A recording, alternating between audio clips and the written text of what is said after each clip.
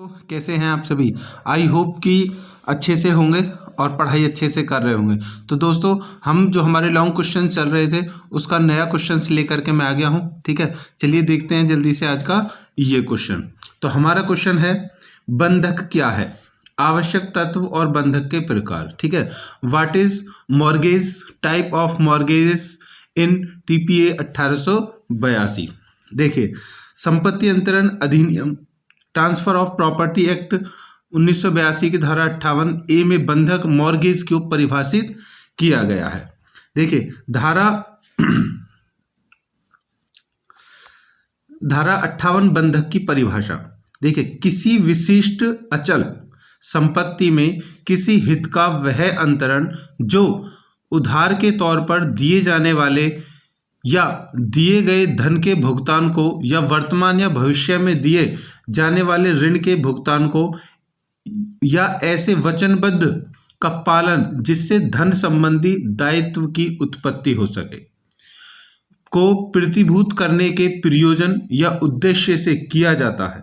अर्थात बंधक किसी विशिष्ट अचल संपत्ति के हितों का अग्रिम भुगतान पाने के उद्देश्य से किया गया अंतरण बंधक कहलाता है। उपरोक्त परिभाषा से यह स्पष्ट होता है कि बंधक उस स्थिति में उत्पन्न होता है जब किसी अचल संपत्ति के हित का अंतरण किसी ऋण को प्राप्त करने के लिए जमानत के रूप में किया गया हो अथवा किसी अन्य दायित्व को पूरा करने के लिए उस हित का अंतरण किया जाए। ठीक है, अतः कहा जा सकता है कि बंधक में संपत्ति के हित का अंतरण कर्ज के प्रतिभूत के तौर पर होता है। ठीक है, अब मैं आपको समझा देता हूं अपने शब्दों में। देखिए, बंधक क्या होता है। सपोज दैट कि ए के पास में अभी पैसों की जरूरत है। ठीक है, पैसों की जरूरत है। अब उसे पैसों की जरूरत है तो अब वो क्या करेगा, उसके पास एक बाइक है। ठीक है, उसके पास एक बाइक है, संपत्ति चल या अचल संपत्ति ऐसे मान लीजिए। ठीक है, अचल संपत्ति के तौर पर या फिर बाइक नहीं है। ठीक है, अचल में आएगा तो हम कह सकते हैं कि उसके पास एक 100 गज का प्लॉट है। 100 गज का प्लॉट है, उसे है पैसों की आवश्यकता। अब वो किसी साहूकार को ढूंढेगा बी को। अब उससे कहेगा भाई मुझे ना 5 लाख रुपए की जरूरत है, 5 लाख रुपए की जरूरत है। ठीक है, वो कहेगा ठीक है भाई 5 लाख रुपए मैं तुझे दे दूंगा, लेकिन भाई पैसे मैं ऐसे नहीं दूंगा, हो सकता है तो पैसे ना दे। अगर तेरे पास कोई ऐसी जमीन धन दौलत कुछ ऐसा है कि जिसको गिरवी रख सके तो उसके एवजे में मैं तुझे पैसे दे सकता हूँ। वो कहेगा और कुछ तो नहीं, मेरे पास में एक प्लॉट है। वो कहेगा ठीक है, उसको गिरवी रख दे।